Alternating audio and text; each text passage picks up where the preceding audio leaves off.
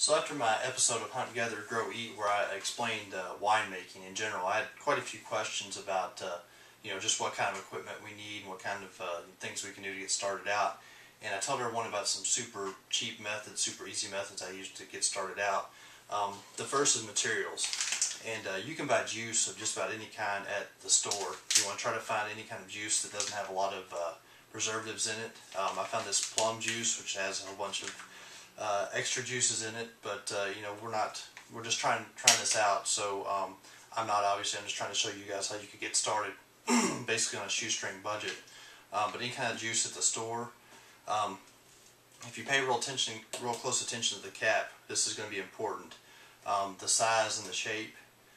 So basically what we got is just some plum juice. It doesn't have any kind of preservatives or anything in it, although it is pretty adulterated with grape juice and other things added in, but it's a good thing to get started out with. It'll show you what you can do and what the capabilities are of winemaking and basically all that stuff. I told everybody you don't want to use plastic really, and the good thing about using plastic for a one-time use is we know this bottle is unadulterated. This bottle is basically brand new. They just put juice in it, so there's no additional things hidden in it, and there's no scratches and stuff on the inside that's going to cause extra bacteria or anything like that. So what we're going to do first of all is we're going to crack it open, and the steps are completely different than if we were making it from juice or something like that. So don't take this as the gospel way on how to do it if you were making it out of fresh grapes or something like that. Normally we would we'd crush everything, we'd let it set for a day and sterilize, but we know basically this stuff's pasteurized, so it's going to be basically sterile coming out. So first thing we got to do is create a little bit of a headspace, because it is going to bubble up and stuff, and we're right about here. We're pretty close, so I'm just going to take and pour just a tiny bit of it off right there.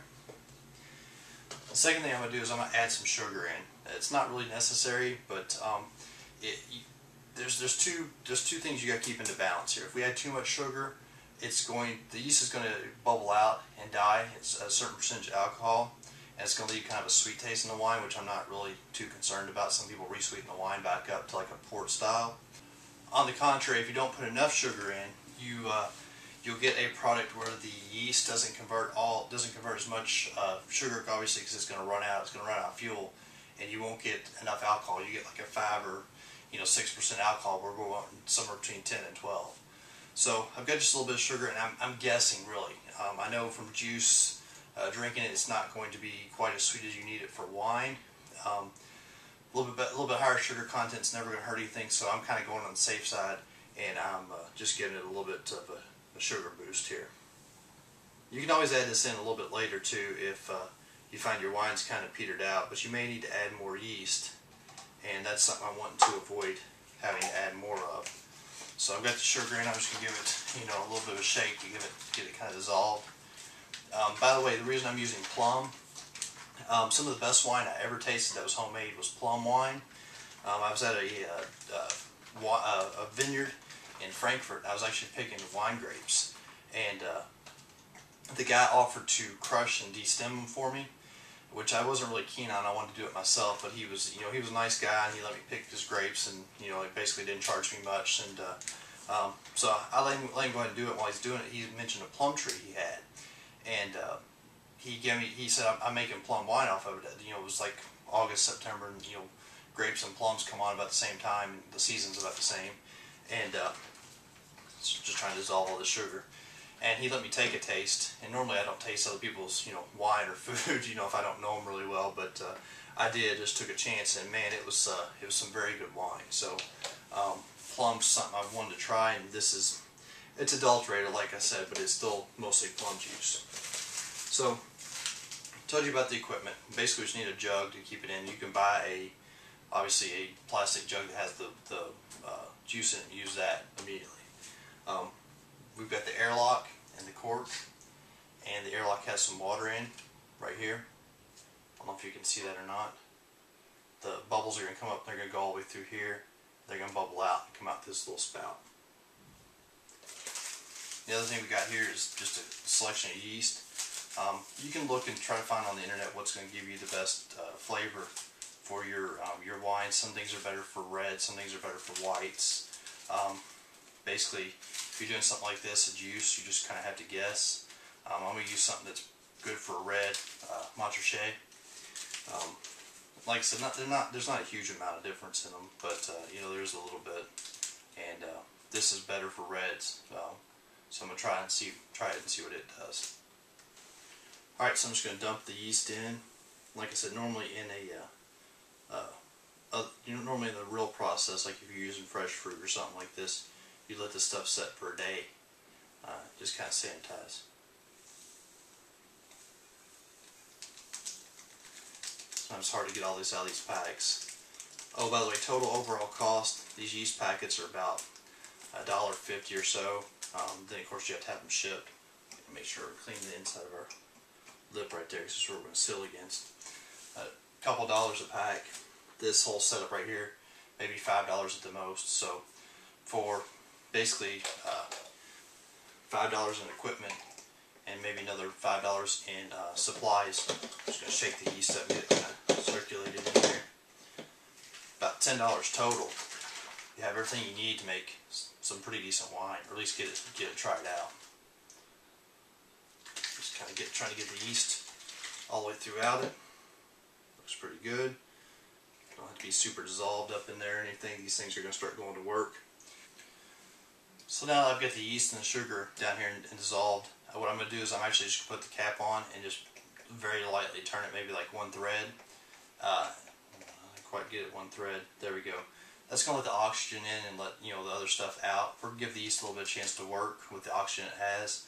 And then once it gets going pretty well, after 3 days or so, this is going to be the primary and secondary. So the primary is going to occur like this, and then we're ready for secondary.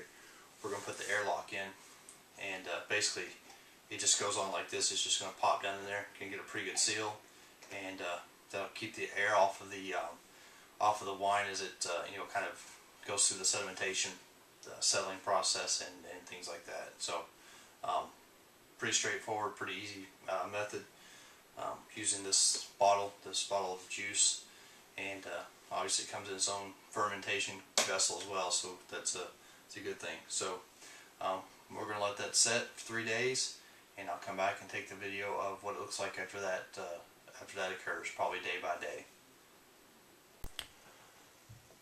So this is less than 24 hours in. You can see the bubbles coming up. If I get really close, and I'll get as close as I can, you can see them coming up little by little. That's the carbon dioxide bubbles coming up as the yeast work.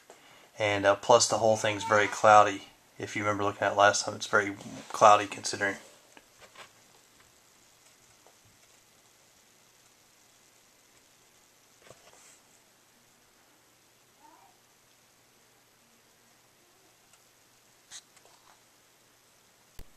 Okay, this is day 2. There's still a lot of bubbling.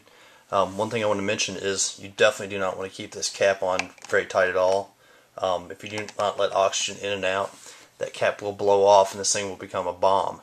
So pretty important to make sure that cap's on only very loosely where oxygen can get in and out. Otherwise you're going to have a mess and possibly endanger yourself. Alright, that's day 2.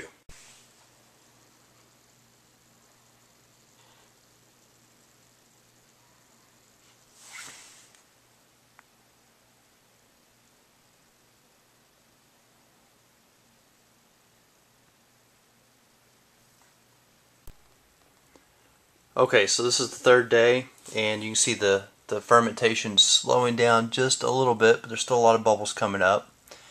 And while this is occurring, the bubbles are still coming up, but it's kind of slacked down a little bit. That's the time when you want to put the cork in and basically turn this into the secondary fermenter. So I'm going to stick the cork with the airlock in. I'm going to make sure we get a good seal. So you can actually see the level is going to start moving.